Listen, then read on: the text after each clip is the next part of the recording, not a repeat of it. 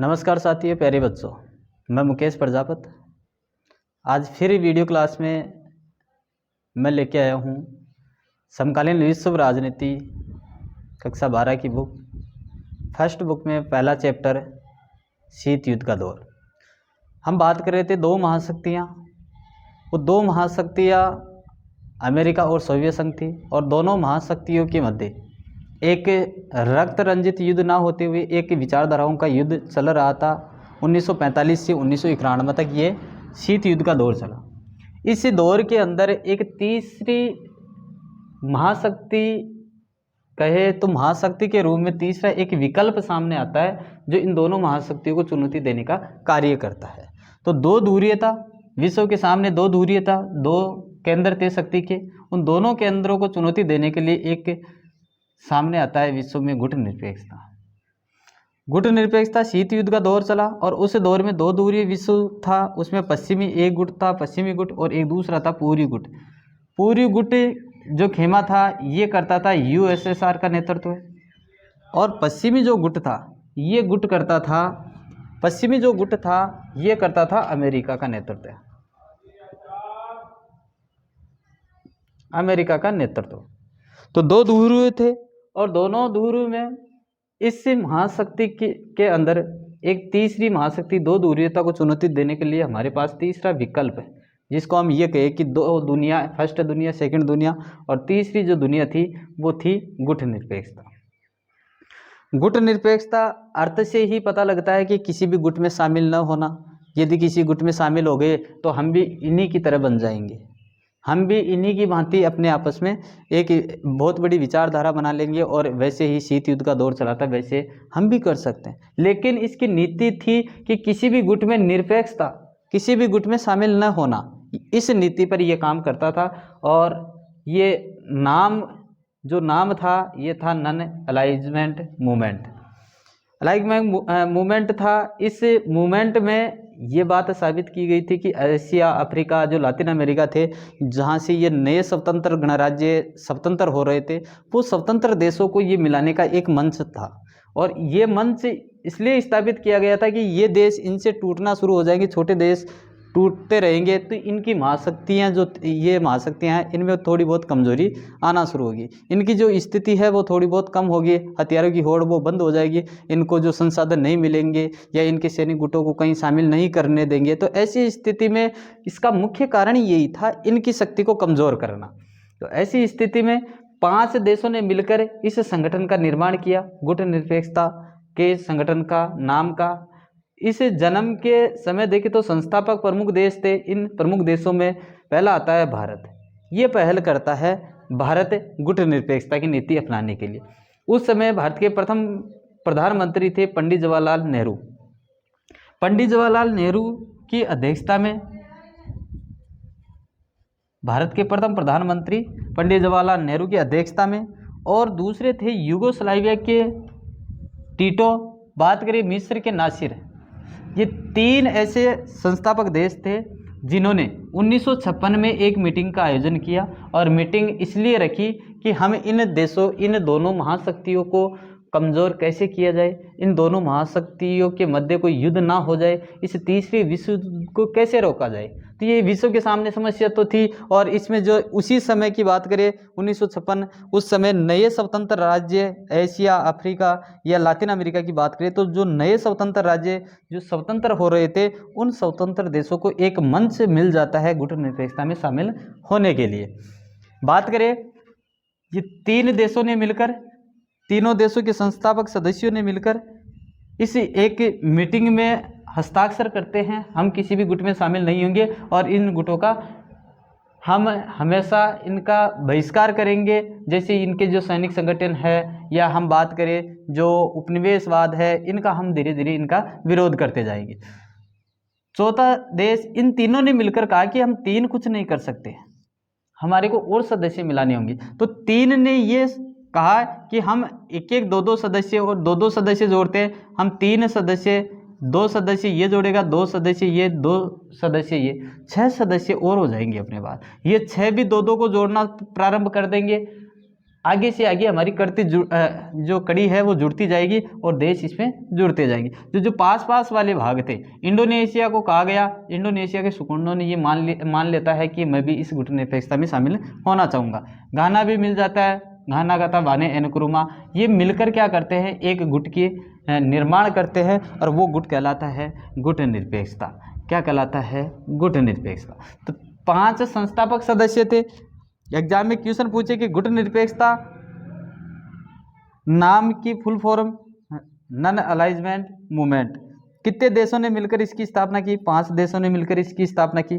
कौन कौन से प्रमुख 5 देश थे? भारत था, युगोस्लाविया था, और मिस्र था, और इंडोनेशिया और घाना। ये 5 ऐसे संस्थापक देश थे जिन्होंने गुटनिरपेक्षता की नीति को अपनाते हैं। चलिए, गुटनिरपेक्षता का जन्म होने का प्रमुख कारण क्या था? ये गुटनिरपेक्षता आया क्यों?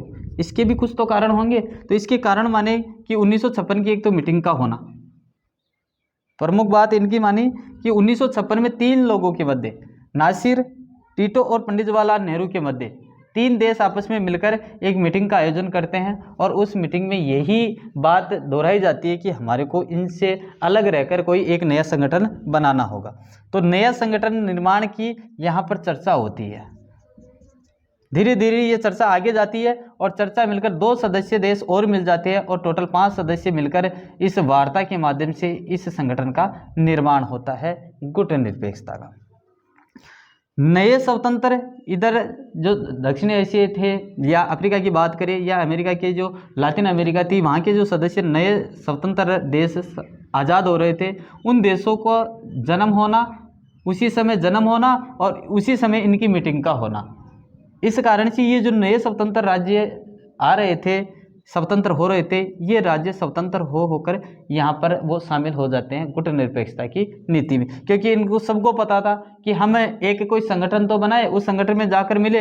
वो विरोध नहीं करते हैं, अमेरिका का विरोध नहीं करते, वो सोवियत संघ का विरोध नहीं करते, बल्कि उनके जो संसाधन थे, उनके जो सैनिक अड्डे तैयार किए जाते थे छोटे देशों में, वो छोटे देशों में ना हो, इसके कारण कि जो शीत युद्ध का दौर है ये थोड़ा बहुत तो कम हो, इसके उद्देश्य से ये 5 देशों ने मिलकर इस संगठन का निर्माण करते हैं।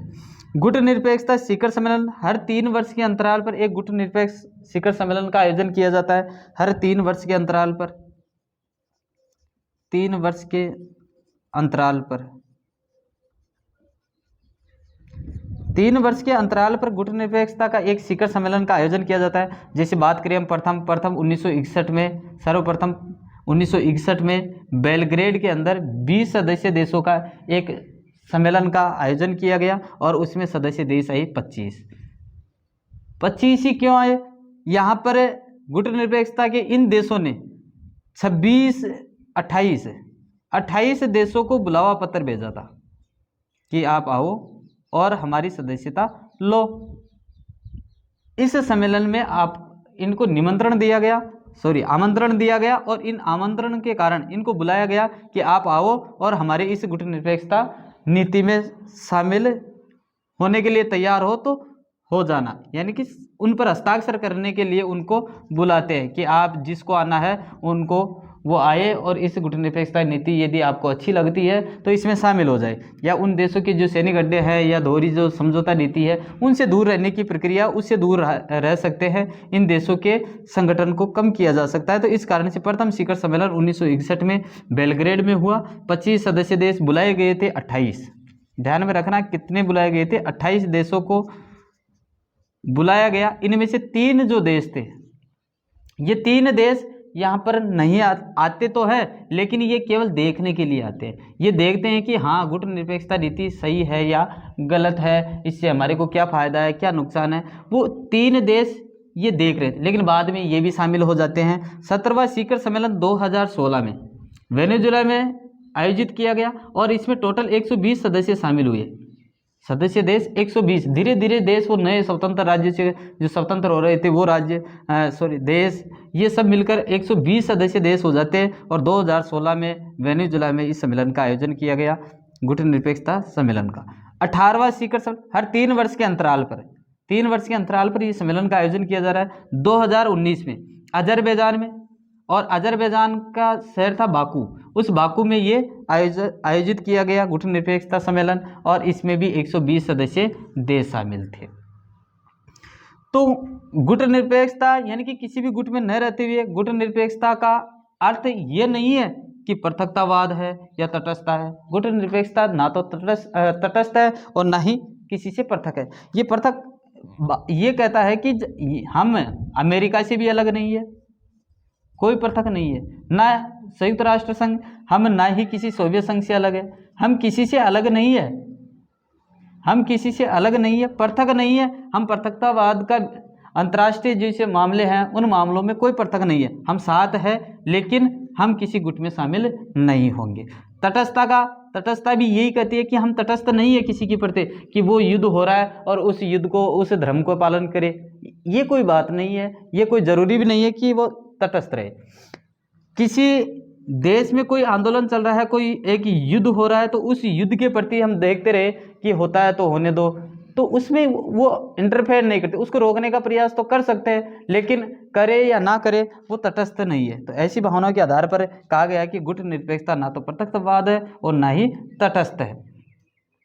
अगली बात करें गुटनिरपेक्षता की शर्तें कौन कौन सी है, तो शर्तों की बात करें, वह सदस्य देश गुटनिरपेक्षता में शामिल हो सकता है जिनकी ये शर्तें रखी गई। क्या शर्तें रखी गई? स्वतंत्र नीति पर कार्य करना, अपने जो कार्य है वो किस नीति पर करना, स्वतंत्र रहकर कार्य करना, किसी के दबाव में रहकर कार्य नहीं करना। ये कि महाशक्तियाँ, जो दो महाशक्तियाँ है विश्व के स्तर पर, दो ध्रुवीयता है, वो उन पर दबाव बनाए और उन दबाव के आधार पर वो गुटनिरपेक्षता में शामिल हो, या किसी दूसरे देशों के द्वारा दबाव बनाने पर वो गुटनिरपेक्षता, ऐसे नहीं। स्वतंत्र नीति पर कार्य करना, उनका स्वतंत्र रहकर वो कार्य करे।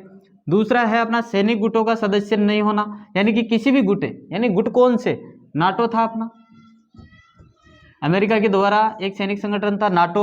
सीएटो की बात करें, सेंटो की बात करें, ये अमेरिका के संगठन थे, सैनिक संगठन थे।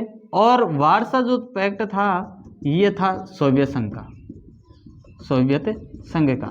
तो दूसरी जो शर्त थी यही रखी गई कि ना तो वो नाटो का सदस्य होना चाहिए, ना सीएटो का सदस्य होना चाहिए, ना सेंटो का सदस्य होना चाहिए, और ना ही वार्सा पैक्ट का सदस्य होना चाहिए। इनसे अलग रहते हुए, यदि वो अलग है तो वो हमारे बीच आ सकता है, गुटनिरपेक्षता में शामिल हो सकता है, गुटनिरपेक्षता की शर्तें की पालना कर सकता है। तो ऐसी स्थिति में ये दूसरा कारण रखा गया कि किसी भी सैनिक गुट का वो सदस्य नहीं होना चाहिए। यदि कोई देश है तो वो गुटनिरपेक्षता में शामिल नहीं हो सकता, उस गुट को छोड़ना पड़ेगा, छोड़कर ही वो गुटनिरपेक्षता में आ सकता है।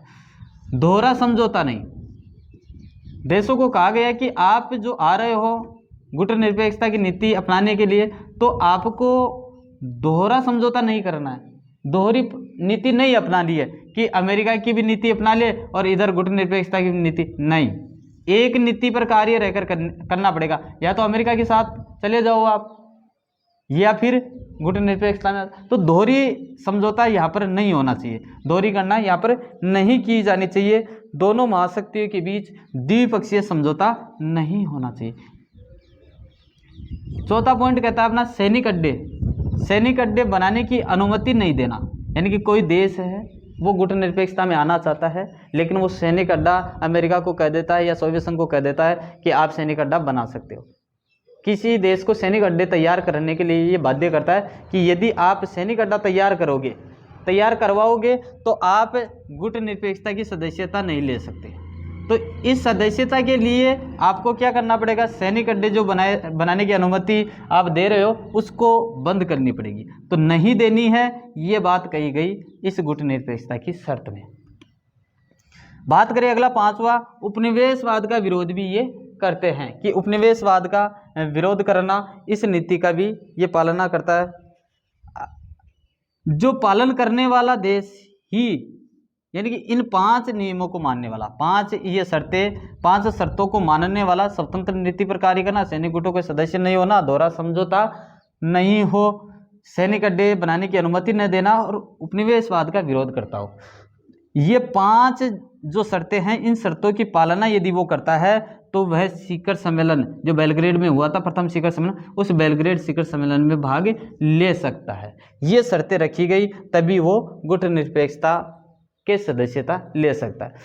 तो गुटनिरपेक्षता एक तीसरी चुनौती उभर कर सामने आती है और अमेरिका और सोवियत संघ को ये एक तीसरी महाशक्ति उभर कर इनको चुनौती देने का प्रयास करती है।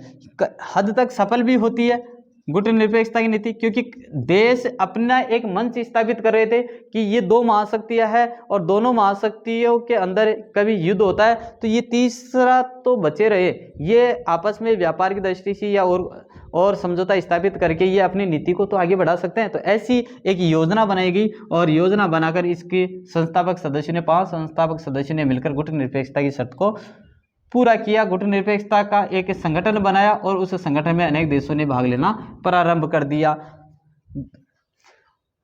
तो आज की वीडियो क्लास में यहीं पर समाप्त करते हैं। अगली वीडियो क्लास मैं जल्दी लेके आऊँगा और यदि आपको नोट्स फॉर्म में उतारना है तो स्क्रीनशॉट ले लीजिए और अगले वीडियो सेशन में हम इसी चैप्टर के जो डायग्राम दे रखे हैं उन डायग्रामों पर बात करेंगे।